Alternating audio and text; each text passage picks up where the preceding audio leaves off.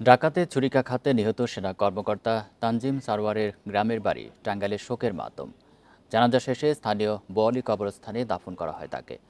মঙ্গলবার দিবাগত রাতে কক্সবাজারের চকরিয়ার উপজেলার ডুলাহাজরায় যৌথ বাহিনীর অভিযান পরিচালনার সময় নিহত হন তিনি। এই ঘটনায় ৩ ডাকাতসহ ৬ জনকে আটক করে আইনশৃঙ্খলা রক্ষাকারী বাহিনী। মঙ্গলবার রাত ৩টার দিকে কক্সবাজারের চকরিয়া উপজেলার ডুলহাজরা এলাকায় ডাকাতির খবরে সেখানে যায় যৌথ বাহিনীর একটি দল। ডাকাতদের অবস্থান সন্দেহে থাকা বাড়িটি তারা ঘিরে ফেলেন। যৌথ বাহিনীর উপস্থিতি টের পেয়ে পালানোর চেষ্টা করা ডাকাত দলকে তাড়া করে ধরার চেষ্টা করেন লেফটেন্যান্ট তানজিম। এ সময় দুর্বৃত্তদের ছুরিকাঘাতেই গুরুতর আহত হন তানজিম।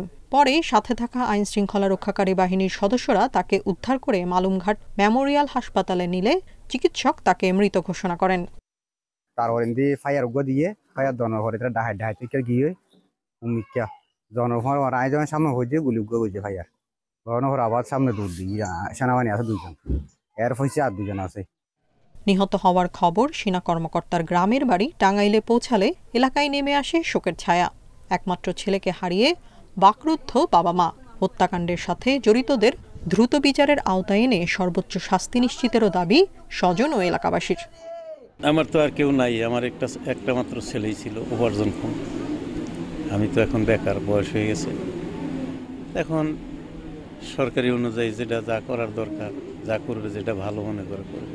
আমি সেনা প্রধানের কাছে আমার ছেলের জন্য যেটা ভালো, আমাদের জন্য যেটা ভালো, আমি সেটাই চাই।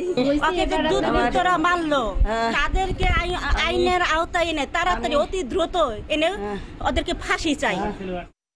পাবনা ক্যাডেট কলেজ থেকে উচ্চ মাধ্যমিক শেষ করা তানজিম সরওয়ার বাংলাদেশ মিলিটারি একাডেমি থেকে 2022 সালে আর্মি সার্ভিস করে কমিশন লাভ করেন। Tania Nasrin, independent news.